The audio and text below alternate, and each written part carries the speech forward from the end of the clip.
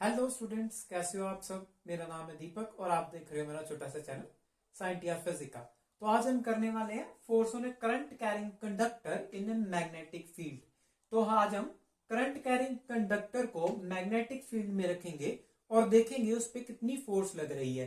पिछली वीडियोस में हमने देखा है कि एक चार्ज जो है अगर वेलोसिटी से मैग्नेटिक फील्ड में चल रहा है, ठीक है, तो मैग्नेटिक फील्ड के कारण उसे कुछ फोर्स लगती है जिसका हमने फॉर्मूला ड्राइव किया था, that is Q into V cross B.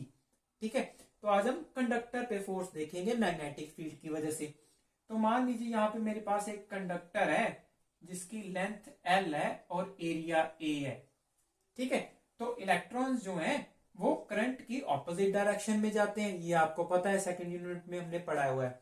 ठीक है, तो अगर मुझे ये इलेक्ट्रॉन पे फोर्स की डायरेक्शन निकालनी है तो कैसे निकालूंगा। देखिए, फ्लेमिंग लेफ्ट हैंड रूल से हम निकालते हैं। तो फ्लेमिंग लेफ्ट हैंड रूल से हमें पता है कि पॉजिटिव चार्ज की डायरेक्शन, फोर्स की डायरेक्शन हमें पता चलती है, जबकि अगर नेगेटिव चार्ज हो तो हमने क्या करना होता है, जो फोर्स हमें आती है फ्लेमिंग लेफ्ट हैंड रूल से उसको सिर्फ ऑपोजिट कर देना होता है। कैसे, ये मैं बताता हूं अभी। तो मैग्नेटिक फील्ड इनवर्ड्स है, इलेक्ट्रॉन किस तरफ फ्लो कर रहा है, इस तरफ, तो डायरेक्शन कुछ इस तरह से लगा देंगे तो फोर्स क्या आ रही है, डाउनवर्ड्स। ठीक है, तो आपको पता ही है Fleming left hand rule positive charge के लिए है। ठीक है, पॉजिटिव चार्ज अगर होता तो फोर्स डाउनवर्ड्स होती, बट यहाँ पे नेगेटिव चार्ज है तो जो force Fleming left hand rule दिखा रहा है, ठीक है, उसके ऑपोजिट साइड पे फोर्स होगी, दैट इज अपवर्ड्स। ओके, जो फोर्स होगी वो अपवर्ड्स होगी। ठीक है, तो मुझे फोर्स की डायरेक्शन पता चल गई। हर एक इलेक्ट्रॉन पे अपवर्ड फोर्स लगेगी एक। ठीक है, हर एक इलेक्ट्रॉन पे अपवर्ड फोर्स लगने के कारण पूरी वायर पे एक अपवर्ड फोर्स लग जाएगी। ठीक है, तो आपको बेसिकली पता चल गया होगा कि वायर पे फोर्स हम कैसे निकालेंगे। जो वायर पे फोर्स लग रही है वो इलेक्ट्रॉन्स के फ्लो के कारण लग रही है ना। ठीक है, तो हम देख लेंगे कि इस वायर के अंदर कितने इलेक्ट्रॉन्स हैं। ठीक है, एक इलेक्ट्रॉन पे इतनी फोर्स लग रही है और बाकी सारे इलेक्ट्रॉन्स पे कितनी फोर्स लगेगी। ठीक है, तो मुझे पता चल गया है कि कैसे आर्टिकल को सॉल्व करना है। तो एक इलेक्ट्रॉन पे कितनी फोर्स लग रही है, minus E V cross B. तो v को वी डी लिख देता हूं। क्यों, क्योंकि यहाँ पे जो इलेक्ट्रॉन की वेलोसिटी है वो ड्रिफ्ट वेलोसिटी है। हमने पढ़ा है ना सेकंड चैप्टर में, इलेक्ट्रॉन जो है कंडक्टर में ड्रिफ्ट वेलोसिटी से मूव करते हैं। ओके, तो मुझे पता चल गया है कि एक इलेक्ट्रॉन पे इतनी फोर्स लगती है। ठीक है, अभी मुझे पता करना है इस वायर में टोटल कितने नंबर ऑफ इलेक्ट्रॉन्स हैं। ठीक है, वो कैसे पता करेंगे, काउंट तो कर नहीं सकते, तो हम नंबर डेंसिटी देखेंगे। ठीक है, तो हम देखेंगे कि एक यूनिट वॉल्यूम में कितने नंबर ऑफ इलेक्ट्रॉन्स आते हैं। तो मैं देखता हूं कि एक यूनिट वॉल्यूम में n नंबर ऑफ इलेक्ट्रॉन्स आते हैं। n एक इंटीजर है, कोई भी नंबर हो सकता है। ठीक है, तो यहां पे देखिए, अगर एक यूनिट वॉल्यूम में n नंबर ऑफ इलेक्ट्रॉन्स आते हैं तो वायर का वॉल्यूम क्या है, that is a into L. Unit volume में कितने नंबर ऑफ इलेक्ट्रॉन्स आ जाएंगे, n इंटू AL। ओके, तो मुझे पता चल गया इतने नंबर ऑफ इलेक्ट्रॉन्स इस वायर में हैं। ठीक है, तो मैं क्या करूंगा, टोटल फोर्स निकाल लूंगा। वो क्या होगी, अगर इतने नंबर ऑफ इलेक्ट्रॉन्स हैं, एक इलेक्ट्रॉन पे इतनी फोर्स लग रही है, तो टोटल फोर्स क्या हो जाएगी, minus E N A L V D cross B.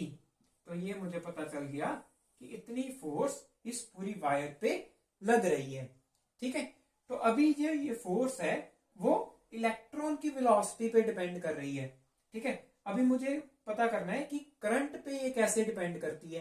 तो मुझे इसे करंट में, करंट के रिलेशन में लेके जाना है। तो मुझे पता है सेकंड चैप्टर में हमने पढ़ा है कि करंट और ड्रिफ्ट वेलोसिटी का एक रिलेशन होता है, दैट इज NEA VD। ठीक है, ये आपको पता है ना।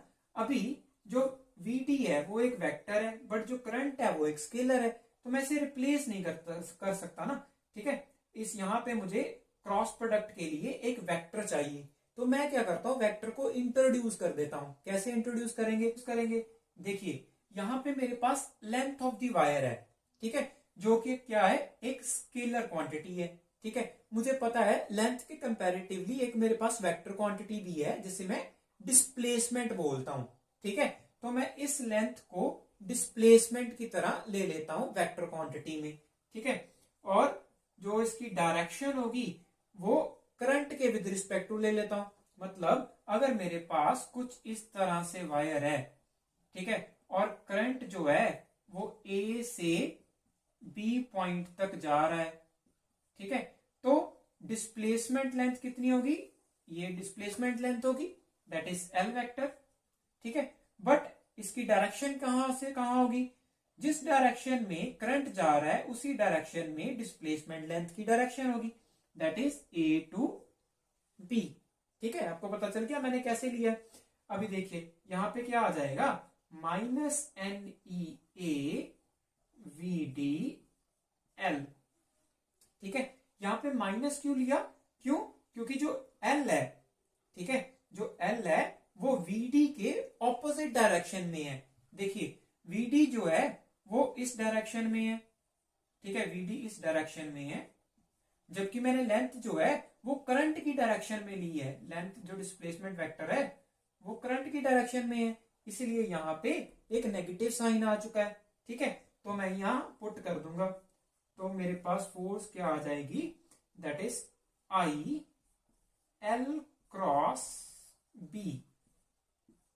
तो ये मेरे पास फोर्स आ गई ऑन दी कंडक्टर। ठीक है, तो यहां से मैं फ्लेमिंग लेफ्ट हैंड रूल को थोड़ा चेंज कर लेता हूं। ठीक है, फ्लेमिंग लेफ्ट हैंड रूल में क्या चेंज होगा, मैग्नेटिक फील्ड चेंज होगी, नहीं मैग्नेटिक फील्ड तो ऑलरेडी यहां पे है। ठीक है, फोर्स चेंज होगी, नहीं फोर्स तो हमने निकालनी है। क्या चेंज होगा, मोशन चेंज होगा। पहले हम क्या लेते थे, इस मिडिल फिंगर को वेलोसिटी की डायरेक्शन में, अभी हम क्या लेंगे, एल की डायरेक्शन में, जो क्या है करंट की डायरेक्शन। ठीक है, तो मैं यहां पे रखता हूं मैग्नेटिक फील्ड, करंट की डायरेक्शन में अपनी मिडिल फिंगर, और थंब क्या मुझे देगा, फोर्स देगा। तो ये मुझे साफ साफ बता रहा है इजीली कि जो कंडक्टर पे फोर्स लग रही है वो अपवर्ड्स है। ठीक है, तो ये मुझे फोर्स भी पता चल गई और डायरेक्शन भी पता चल गई फोर्स की। ठीक है, अभी हम इस आर्टिकल से देखते हैं कि अगर मैं, मेरे पास एक डिवाइस है, ठीक है, आपने देखा होगा कि किसी भी डिवाइस पे अगर आप वायर्स लगाते हो तो दोनों वायर्स जो हैं वो इंसुलेटेड होती हैं। और आपने ये भी देखा होगा कि जब जो state to state electricity transfer होती है, बड़े बड़े आयरन के पिलर्स लगे होते हैं, ठीक है, तो उस पे जो वायर्स होती हैं वो बहुत दूर दूर होती हैं। ठीक है, उसका क्या रीजन है कि वो इतनी दूर दूर है, पास पास करके भी तो इलेक्ट्रिसिटी ट्रांसफर कर सकते हैं ना। देखिए क्या रीजन है, यहां पर मान लीजिए मेरे पास एक डिवाइस है, ठीक है, तो यहाँ पे दो वायर्स जाएंगी जो मेन सॉकेट पे कनेक्ट होंगी, तो ये मेरे पास बैटरी होगी। तो करंट कहां से जाता है, पॉजिटिव से नेगेटिव, तो यहां से करंट इस डायरेक्शन में होगा, यहां से करंट इस डायरेक्शन में होगा। तो इस वायर को मैं फर्स्ट वायर बोल देता हूं, इस वायर को मैं सेकेंड वायर बोल देता हूं। ओके, अभी फर्स्ट वायर में करंट पार जा रहा है, करंट के कारण से मैग्नेटिक फील्ड प्रोड्यूस होगा, तो उसकी डायरेक्शन हम निकाल लेंगे। तो जो मैग्नेटिक फील्ड प्रोड्यूस होगा वो यहाँ पे इनवर्ड्स होगा। ठीक है, तो इस मैग्नेटिक फील्ड के कारण सेकेंड वायर पे एक फोर्स लगेगी, किस डायरेक्शन में, बाहर की डायरेक्शन में। ठीक है, बाहर की डायरेक्शन में सेकेंड वायर को एक फोर्स लगेगी, और सेकेंड वायर भी करंट कंटेन कर रहा है, ठीक है, जिसकी वजह से मैग्नेटिक फील्ड प्रोड्यूस होगा। ठीक है, यहाँ पे इनवर्ड्स प्रोड्यूस होगा, एक फील्ड प्रोड्यूस करती है यहाँ पे। ठीक है, तो सेकेंड वायर के कारण जो मैग्नेटिक फील्ड प्रोड्यूस हुई है, ठीक है, उसके कारण फर्स्ट वायर पे भी फोर्स लगेगी, दैट इज आउटवर्ड्स। ओके, तो फर्स्ट वायर पे भी आउटवर्ड फोर्स लगती है। तो जब जो करंट है वो ऑपोजिट डायरेक्शन में मूव करता है तो दोनों वायर्स जो हैं वो रिपेल करती हैं। ठीक है, इसीलिए वायर्स को जो स्टेट टू स्टेट ट्रांजिशन होती है, जब वायर्स को दूर दूर रखा जाता है, ठीक है, अगर वायर्स को पास पास रखा जाएगा तो वो स्ट्रेच हो जाएंगी। क्यों स्ट्रेच हो जाएंगी, क्योंकि यहाँ पे जो करंट है वो बहुत हाई डेंसिटी का आता है, intensity of the current is very high. ठीक है, 1-2 एम्पियर नहीं आ रहा होता, पता नहीं 50-60 एम्पियर आ रहे होते हैं एक साथ। ठीक है, तो इसलिए वो स्ट्रेच होके जो वायर है वो डैमेज हो सकती है। ठीक है, इसीलिए हम वायर्स को सेपरेट रखते हैं। ओके, अभी देखिए यहाँ पे करंट जो है वो ऑपोजिट डायरेक्शन में था। अभी अगर जो करंट है वो सेम डायरेक्शन में हो तो क्या होगा, तो यहाँ पे फर्स्ट वायर, यहाँ पे सेकंड वायर, ठीक है। तो फर्स्ट वायर के कारण मैग्नेटिक फील्ड प्रोड्यूस होगा अंदर की तरफ, और यहाँ पे एक फोर्स लगेगी, दैट इज अंदर की तरफ एक फोर्स लगेगी। तो सेकंड वायर के कारण भी मैग्नेटिक फील्ड प्रोड्यूस होगा, यहाँ पे आउटवर्ड्स होगा, ठीक है। तो आउटवर्ड्स के कारण फर्स्ट वायर को जो फोर्स लगेगी वो भी अंदर की तरफ लगेगी। मतलब जो वो कंडक्टर्स सेम डायरेक्शन में करंट कैरी कर रहे हैं तो वो अट्रैक्ट करते हैं, अगर ऑपोजिट डायरेक्शन में करंट कैरी कर रहे हैं तो वो रिपेल करते हैं, ठीक है। इसलिए करंट वायर्स को दूर दूर रखा जाता है कि अगर सेम डायरेक्शन में करंट कैरी कर रहे हैं तो वो अट्रैक्ट करेंगे, एक दूसरे से चिपक जाएंगे और शॉर्ट सर्किट्स हो जाएंगे, ठीक है। तो कितनी फोर्स लगाते हैं ये भी हम देख लेते हैं। तो हमें पता है फोर्स का फॉर्मूला क्या है, that is I into L cross B, ठीक है। तो यहां पे मैं देखता हूं मैग्नेटिक फील्ड फर्स्ट वायर के कारण सेकंड वायर पे कितनी प्रोड्यूस हो रही है।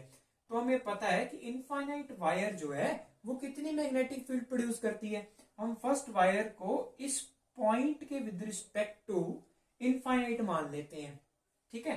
तो कितनी मैग्नेटिक फील्ड प्रोड्यूस करती है हमें पता है, mu nought by 4 pi 2I/r, ठीक है। r क्या है, डिस्टेंस, फर्स्ट वायर से सेकंड वायर तक का डिस्टेंस, ओके।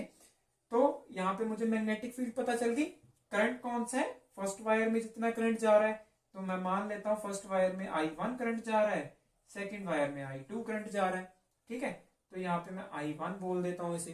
तो कितनी फोर्स लगेगी सेकंड वायर को, सेकंड वायर को कितनी फोर्स लगेगी फर्स्ट वायर के कारण, that is mu nought by 4 pi into I1 sorry 2I1 I2 by R L क्रॉस B, ठीक है। अभी देखिए जो लेंथ वेक्टर है वो मैग्नेटिक फील्ड वेक्टर के परपेंडिकुलर है, मतलब 90 डिग्री पे है, तो साइन 91 होता है, ठीक है। तो यहाँ पे क्या आ जाएगा, साइन 91, और ये क्रॉस प्रोडक्ट हट जाएगा, ठीक है। तो यहाँ पे क्या आ जाएगा मेरे पास L, और ये क्या आ जाएगा मेरे पास मैग्नीट्यूड ऑफ द फोर्स, ठीक है।